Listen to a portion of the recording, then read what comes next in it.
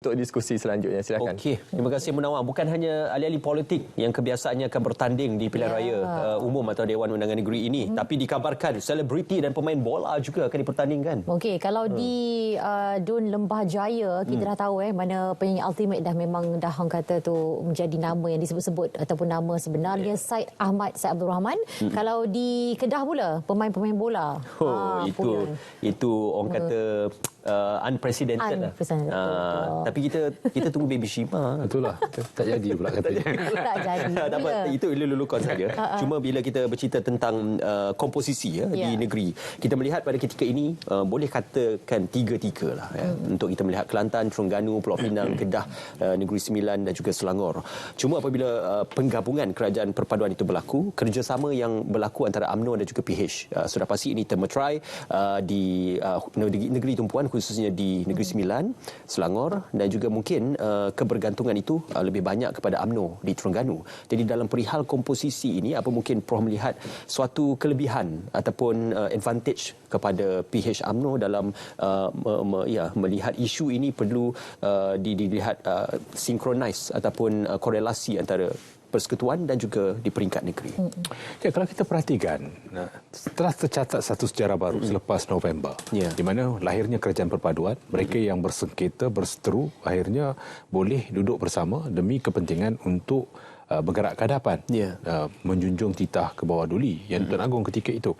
Jadi kalau kita perhatikan, bila sudah dibentuk sedemikian rupa acuannya, kerjasama perlulah dibawa bukan saja di peringkat atasan tetapi juga di peringkat bawahan. Itu akan menjadi satu ujian kepada kerajaan perpaduan sejauh mana keputusan yang dibuat di peringkat atasan oleh kepimpinan Pakatan Harapan, Barisan Nasional, UMNO, PKR, DAP mahu melihat bahawa ini adalah satu kesepaduan baru yang merupakan penggabungan baru yang perlu diukur kemudian di peringkat bawahan. Ini juga menjadi polemik ataupun dilema di dalam pilihan raya negeri kali ini, yang mana mahu dilihat apakah kerjasama itu boleh dilahirkan, khususnya di Negeri Sembilan, Selangor dan juga di Pulau Pinang.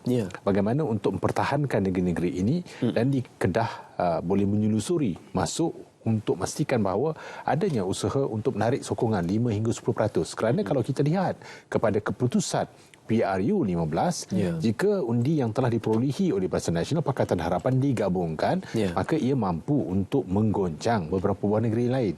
Mungkin itu yang diberikan semangat oleh peringkat persekutuan, bahawa pola itu jika ditarik dan juga dipertahankan, mungkin mampu melihat perubahan dari segi keputusan. Dan mungkin juga mahukan hubungan yang sinonim, hubungan yang bersifat resiprokal, saling melengkapi di antara persekutuan dan negeri-negeri ini, jika sekiranya adalah dalam satu aliran yang sama, memudahkan proses perubahan, pembaruan, pengislahan yang mahu dibawa di negeri-negeri ini. Jadi saya melihat bahawa jika itu mahu dilakukan, semuanya bergantung kepada usaha di peringkat setiap jentera ini. Sejauh mana roh kerajaan perpaduan itu dibawa bersama, bukan secara berasingan tapi bersama. Kerana bagi Perikatan Nasional yang mahu dilihat sokongan pada PRU ke-15 adakah bersifat sementara ataupun dah jadi satu yang bersifat tetap. Itu yang mahu diukur. Jadi dua-dua ini sedang bergerak untuk melihat persaingan ke arah satu mahu melihat yang sementara bersifat kekal, yang satu lagi melihat penggabungan baru ini perlu diperkukuhkan. Okey, Dr. Samsudin, apa realistik untuk kita melihat safe deposit terma yang masih digunakan? Ini kita akan gantung persoalan seketika nanti.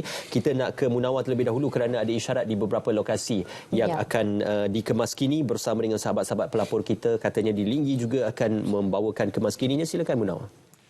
Ya, Ismail,